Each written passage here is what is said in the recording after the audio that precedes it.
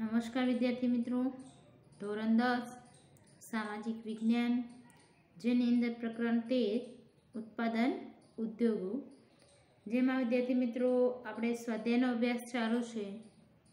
આજે આપણે આગળના પ્રશ્નોનો અભ્યાસ કરીશું. રેલવે એન્જિનના પ્રકાર જણાવી તેના ઉત્પાદનના સ્થળો જણાવો.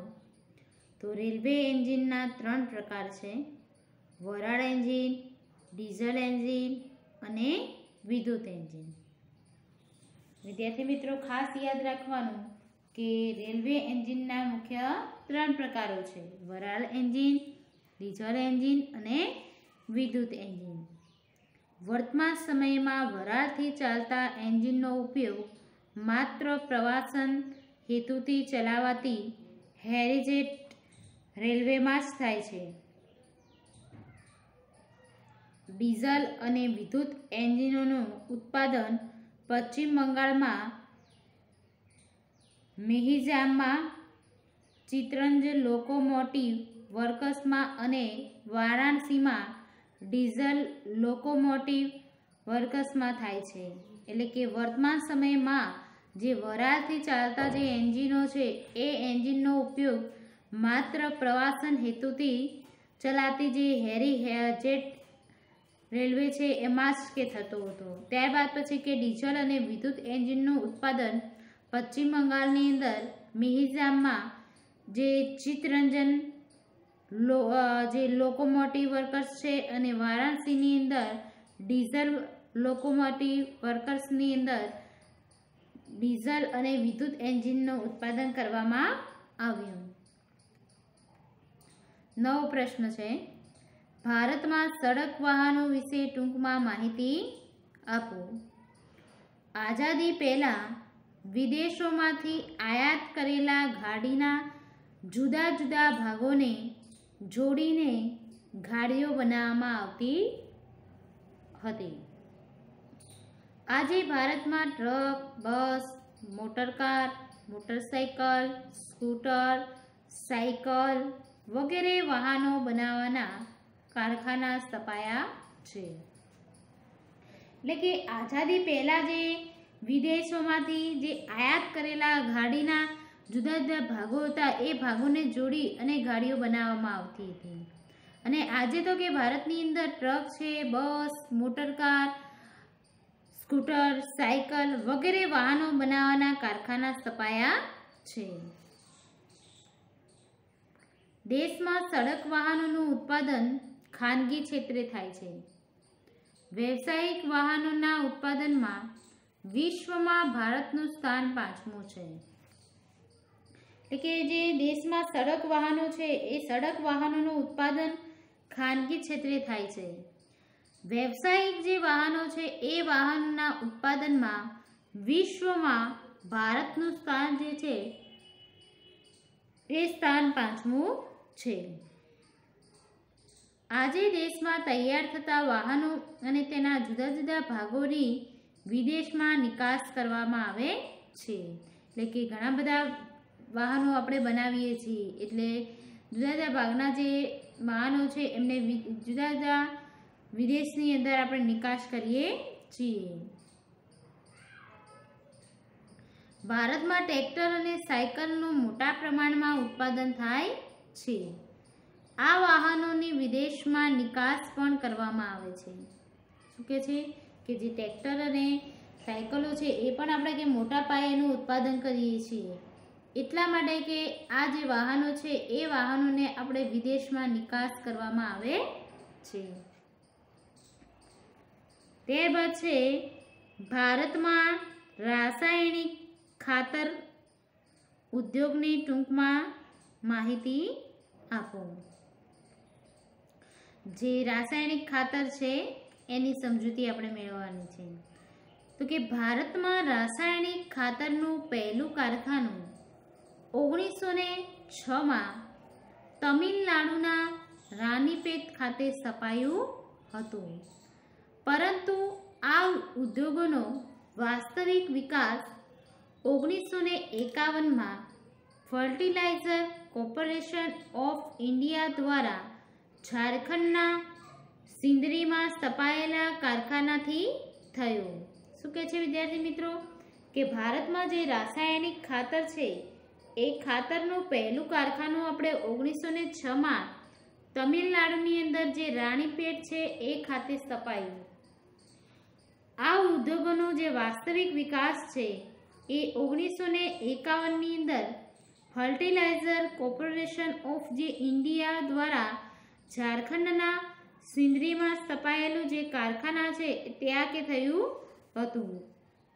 હરિયાળી ક્રાંતિના લીધે ખાતરની માંગ વધવાથી તેમજ કુદરતી વાયુની સુલભતાથી દેશના ઘણા ભાગોમાં રાસાયણિક ખાતરના કારખાના સ્થપાયા છે. એટલે કે હરિયાળી ક્રાંતિ આવી એના કારણે ખાતરની માંગમાં વધારો થયો અને કુદરતી જે વાયુ છે એ વાયુની સુલભતાથી દેશના ઘણા બધા ભાગોની અંદર રાસાયણિક ખાતરોના કારખાના સ્થાપવામાં આવ્યા. દેશના કુલ ઉત્પાદનના 50%થી વધુ રાસાયણિક ખાતરોનું ઉત્પાદન ગુજરાત, તમિલનાડુ, ઉત્તર પ્રદેશ, પંજાબ અને કેરળમાં થાય છે. ગુજરાતમાં કંડલા, કલોલ, વડોદરા, હજીરા, ભરૂચ વગેરે શહેરમાં રાસાયણિક ખાતરના કારખાના આવેલા છે. એટલે કે દેશના કુલ ઉત્પાદનના જે 50% હિસ્સો છે એનું રાસાયણિક ખાતરોનું ઉત્પાદન આપણને ગુજરાત છે, તમિલનાડુ, ઉત્તર પ્રદેશ, પંજાબ અને કેરળમાંથી પ્રાપ્ત થાય છે. એ ઉપરાંત કે ગુજરાતની અંદર કંડલા છે, કલોલ, વડોદરા, હજીરા, ભરૂચ વગેરે શહેરની અંદર પણ રાસાયણિક ખાતરના કારખાના આવેલા છે. ત્યારબાદ નવો પ્રશ્ન જોઈશું. સુતરાઉ કાપડ ઉદ્યોગ સામેના પડકારો જણાવો. અથવા ભારતના સુતરાઉ કાપડ ઉદ્યોગની સામે કઈ કઈ સમસ્યાઓ છે?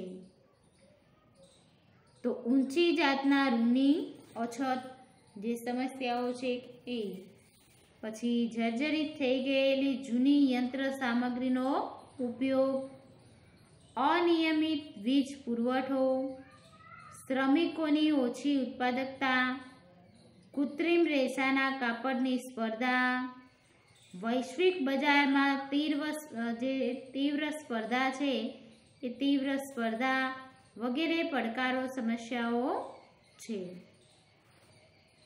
એટલે કે જે આપણે સમસ્યાઓ જોઈએ કે સુતરાઉ કાપડ ઉદ્યોગ સામે આપણે કઈ સમસ્યાનો સામનો કરવો પડે છે? તો કે એક તો ઊંચી જાતની રૂની અછત છે, પછી જે જર્જરિત થયેલી જૂની યંત્ર સામગ્રીનો આપણે ઉપયોગ કરી રહ્યા છીએ, અનિયમિત વીજ પુરવઠો મળે છે, શ્રમિકોની ઓછી ઉત્પાદકતા, કૃત્રિમ રેસાના કાપડની સ્પર્ધા અને વૈશ્વિક બજારની અંદર તીવ્ર સ્પર્ધા વગેરે આપણે જે પડકારો અને સમસ્યાઓ છે એનો સામનો કરવો પડે છે.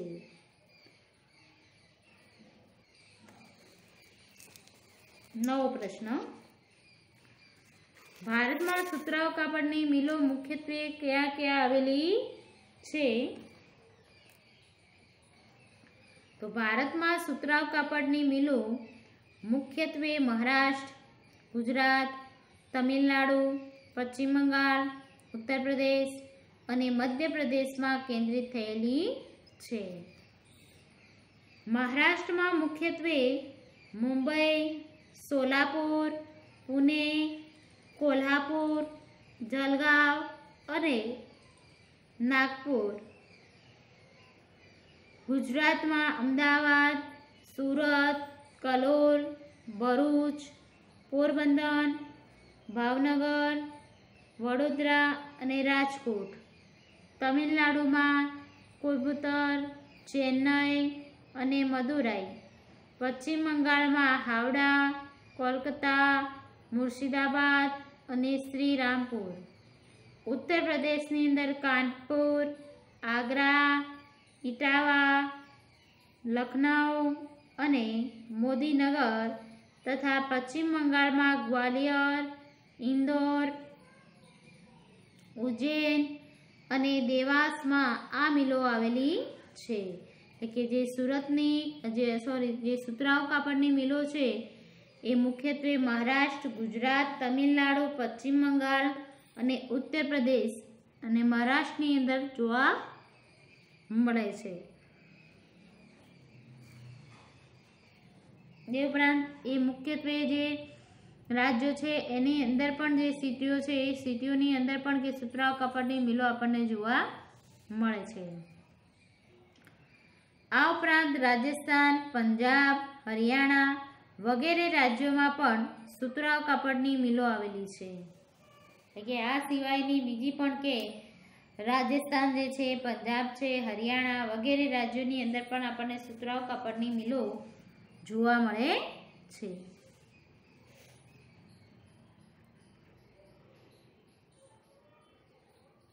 નવો પ્રશ્ન, પશ્ચિમ બંગાળમાં શણ ઉદ્યોગ શાથી વધુ વિકસ્યો છે? તો શણ ઉત્પાદન ક્ષેત્રને નિકટતા, રસ્તા, જળ પરિવહનની સુવિધા, શણને સંસાધિત કરવા માટે પૂરતું પાણી, સસ્તો માનવ શ્રમ, બેંકો અને વીમાની સગવડો તથા ઉત્પાદનની નિકાસ માટે બંદરોની સગવડને લીધે પશ્ચિમ બંગાળમાં શણ ઉદ્યોગ વધુ વિકસ્યો છે. એટલે કે જે શણ ઉત્પાદક ક્ષેત્રો છે એ શણ ઉત્પાદક ક્ષેત્રોની જે નજીક આવેલી હોય છે, સસ્તા જે જળ પરિવહન હોય છે એ જળ પરિવહનની સુવિધા, શણને સંસાધિત કરવા માટે જે પૂરતું પાણી છે એ સસ્તો માનવ શ્રમ છે, બેંકો અને વીમાની સગવડો તથા ઉત્પાદનના નિકાલ માટે જે બંદરોની સગવડોના લીધે પશ્ચિમ બંગાળની અંદર શણ ઉદ્યોગ વધુ વિકાસ પામ્યો છે. શણને સંસાધિત કરવા માટે પુષ્કળ પાણીની જરૂર પડે છે. તેથી મોટાભાગની શણ મિલો હુગલી નદીના કિનારે આવેલી છે. એટલે કે શણનું ઉત્પાદન કરવું હોય તો પાણીની વધારે જરૂર પડે છે. એટલા માટે જ કે શણની જે મિલો છે એ હુગલી નદીના કિનારે આવેલી છે. નવો પ્રશ્ન જોઈશું હવે. ભારતનો શણ ઉદ્યોગ કઈ સમસ્યાનો સામનો કરી રહ્યો છે? તો આંતરરાષ્ટ્રીય અને દેશના બજારમાં શણની ચીજવસ્તુઓની માંગ ઘટતી રહી છે. તેની જગ્યાએ વપરાતી કૃત્રિમ વસ્તુઓ પ્રમાણમાં વધુ ટકાઉ અને ચડિયાતી છે. તેથી આ વસ્તુઓની સ્પર્ધા વધી રહી છે. એટલે કે આંતરરાષ્ટ્રીય અને જે દેશના બજારમાં શણની ચીજવસ્તુઓ છે એની માંગ ઘટી રહી છે. તેની જગ્યાએ વપરાતા કૃત્રિમ જે વસ્તુઓ છે એ કૃત્રિમ વસ્તુઓના પ્રમાણમાં વધુ એ ટકાઉ અને ચડિયાતી છે. તેથી આ વસ્તુઓની સ્પર્ધા વધી રહી છે. બીજી તરફ શણ અને તેની વસ્તુનું ઉત્પાદન ખર્ચ વધતું જાય છે. ભારતનો શણ ઉદ્યોગ આ સમસ્યાનો સામનો કરી રહ્યો છે. એટલે કે સામે બીજી તરફ કે જે શણ અને તેની વસ્તુનું જે એમાંથી વસ્તુ જે બનાવી છે એટલે કે જે ઉત્પાદન કરી છે એનો ખર્ચ પણ વધતો જાય છે. એટલા માટે ભારતનો જે શણ ઉદ્યોગ છે એને ઘણી બધી સમસ્યાઓનો સામનો કરવો પડે છે. ભારતમાં ગરમ કાપડ ઉદ્યોગના મુખ્ય કેન્દ્રો કયા કયા છે? તો ભારતમાં ગરમ કાપડ એટલે કે ઊની કાપડના કેન્દ્રો પંજાબમાં ધારીવાલ, લુધિયાણા અને અમૃતસર, મહારાષ્ટ્રમાં મુંબઈ, ઉત્તર પ્રદેશમાં કાનપુર, શાહજહાંપુર, આગ્રા અને મિર્ઝાપુર, ગુજરાતમાં અમદાવાદ અને જામનગર, હરિયાણામાં પાનીપત અને ગુડગાંવ, રાજસ્થાનમાં બિકાનેર અને જયપુર, જમ્મુ કાશ્મીરમાં શ્રીનગર અને કર્ણાટકમાં બેંગલુરુ છે. એટલે કે ભારતની અંદર ઊનનું કાપડ જે છે એ કયા કયા કેન્દ્ર સ્થાનથી પ્રાપ્ત થાય છે? તો એક તો પંજાબમાંથી, મહારાષ્ટ્રમાંથી, ઉત્તર પ્રદેશમાં, ગુજરાતમાં, હરિયાણામાં, રાજસ્થાનમાં અને જમ્મુ કાશ્મીરમાંથી પ્રાપ્ત થાય છે.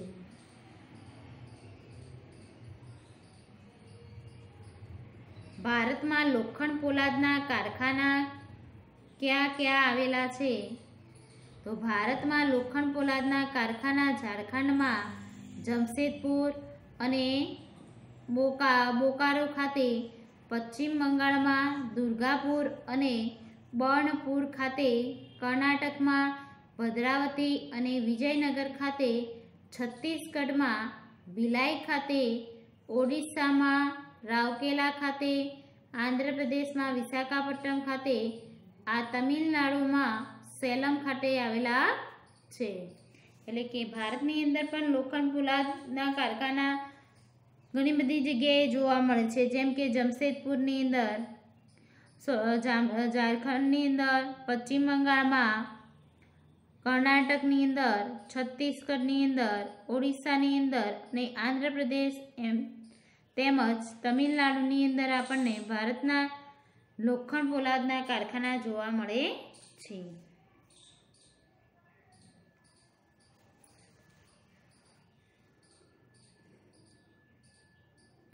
ત્યારબાદ વિદ્યાર્થી મિત્રો, પરિવહન ઉપકરણ રેલવે ઉદ્યોગનો ટૂંકમાં પરિચય આપો.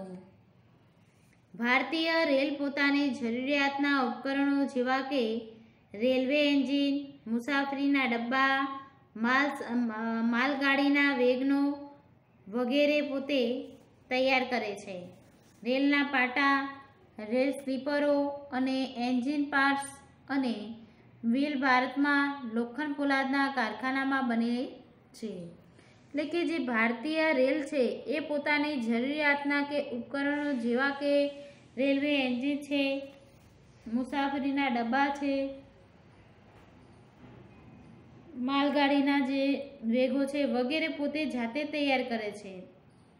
રેલના પાટા છે, રેલ એન્જિનો છે, એન્જિન પાર્ટ્સ, રેલ સ્લીપરો,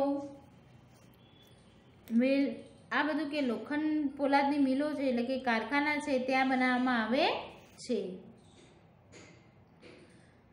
રેલવે એન્જિનનું નિર્માણ ચિત્તરંજન અને વારાણસીમાં થાય છે. અહીંના કારખાનામાં ડીઝલ અને વિદ્યુત એન્જિનો બનેલા છે. ઇંધણ સક્ષમ અને પ્રદૂષણ મુક્ત છે. એટલે કે જે રેલવેના એન્જિનોનું નિર્માણ છે એ નિર્માણ ચિત્તરંજન અને વારાણસીમાં થયેલું છે. અને અહીંયા કારખાનામાં ડીઝલ અને વિદ્યુત એન્જિનો બનાવવામાં આવે છે, જેથી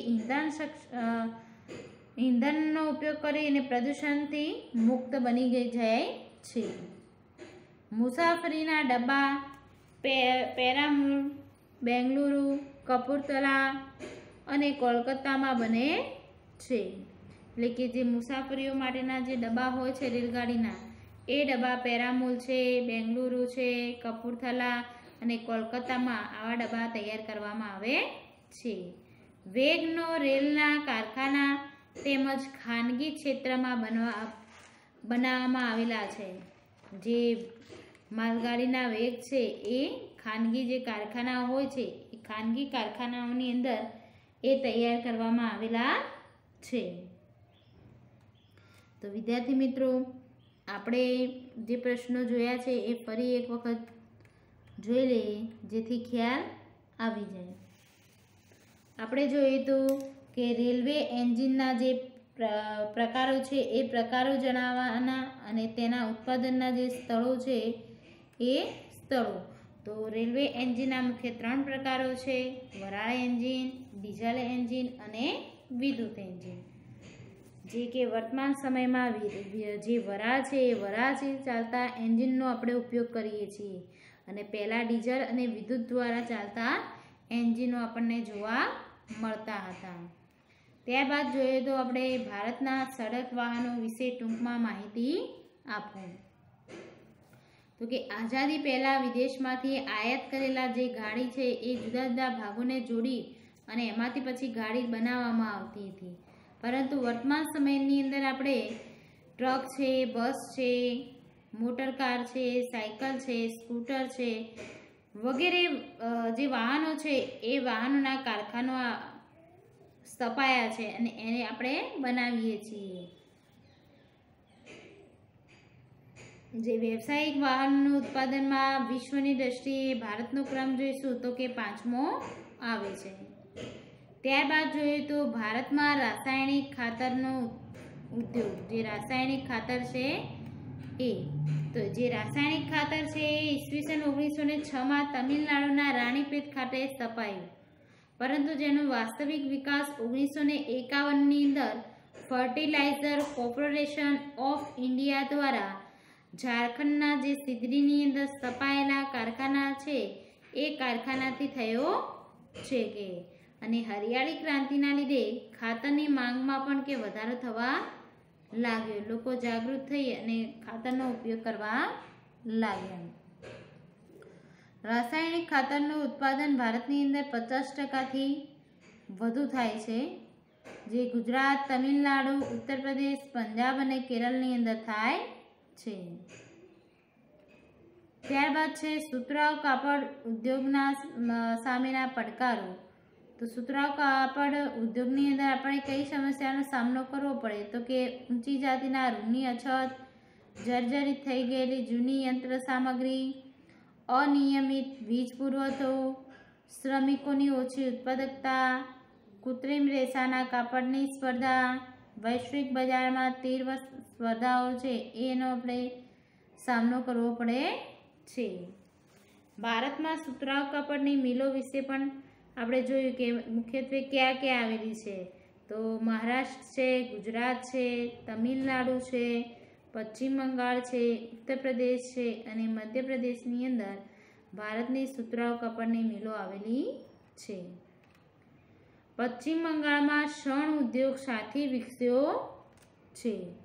તો કે શણ ઉત્પાદક ક્ષેત્રની જે હોય છે એ નજીક સસ્તા જળ પરિવહનની સુવિધા, શણને સંસાધિત કરવા માટે પૂરતું પાણી, સસ્તો માનવ શ્રમ, બેંક તથા વીમાની સગવડો તથા ઉત્પાદનની નિકાસ માટે બંદરોની સગવડને લીધે પશ્ચિમ બંગાળમાં શણ ઉદ્યોગ વધુ થાય છે કે મુખ્યત્વે હુગલી નદીના કિનારે આપણને મોટાભાગની જે શણની મિલો છે એ આપણને જોવા મળે છે. ભારતનો શણ ઉદ્યોગ કઈ સમસ્યાનો સામનો કરે છે તો કે જે દેશની બજારની અંદર શણની ચીજ વસ્તુની માંગ કે ઘટતી રહી છે અને તેની જગ્યાએ વપરાતી કૃત્રિમ વસ્તુઓનું પ્રમાણ આજે વધી રહ્યું છે. તો આવી સ્પર્ધાત્મકની અંદર વસ્તુ સાથે સ્પર્ધા જોડીને રહેવું પડે છે એ સમસ્યાનો સામનો કરવો પડે છે. ભારતમાં ઊની કાપડનું મુખ્ય કેન્દ્રો તો કે એ પંજાબમાં છે, મહારાષ્ટ્રમાં, ઉત્તર પ્રદેશની અંદર, ગુજરાતમાં, હરિયાણામાં, રાજસ્થાનમાં, જમ્મુ કાશ્મીર અને કર્ણાટકની અંદર આપણને ઊની કાપડ જોવા મળે છે.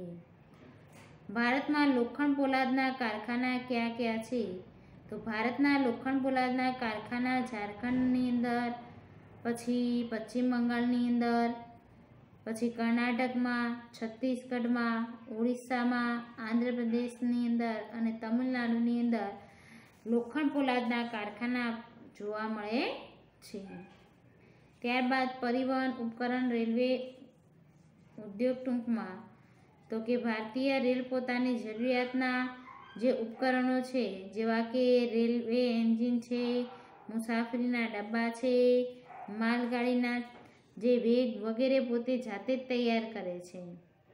જે રેલના પાટા, રેલ સ્લીપરો અને એન્જિન જે છે પાર્ટ્સ અને જે વ્હીલ ભારતના લોખંડ પોલાદના કારખાનામાં બનેલી હોય છે.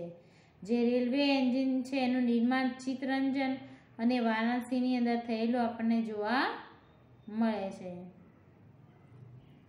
તો વિદ્યાર્થી મિત્રો, આ દરેક પ્રશ્ન જે આજે આપણે અભ્યાસ કર્યો છે એ ફરી તમારે ઘરે રહી અને પુનરાવર્તન કરી લેવાનું છે, જેથી એ પ્રશ્ન ફરી તમને યાદ રહે. પ્રશ્ન બરાબર તૈયાર કરી નાખજો. એકવાર રિવિઝન ખાસ વિદ્યાર્થી મિત્રો કરવાનું, જેથી તમને યાદ રહે. તો બસ વિદ્યાર્થી મિત્રો, આજે આપણે અભ્યાસ આટલા સુધી રાખીશું. હવે પછીનો જે લેક્ચર આવશે એ લેક્ચરની અંદર આપણે આગળ પ્રશ્નોનો અભ્યાસ કરીશું. જય હિન્દ.